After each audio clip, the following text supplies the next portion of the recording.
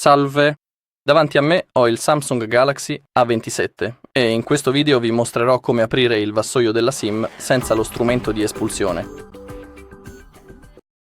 Bene, quindi se avete perso il vostro strumento di espulsione della SIM, non preoccupatevi, potete comunque aprire il vassoio della SIM e, per esempio, per farlo potete usare una graffetta. Funzionerà lo stesso.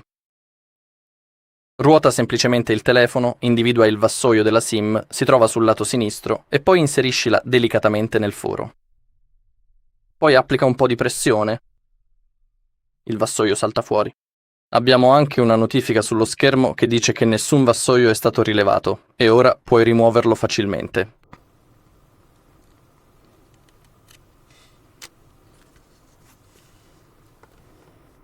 Bene, e questo è tutto per questo video. Grazie per la visione. Se hai trovato utile questo video, lascia un mi piace, un commento e iscriviti.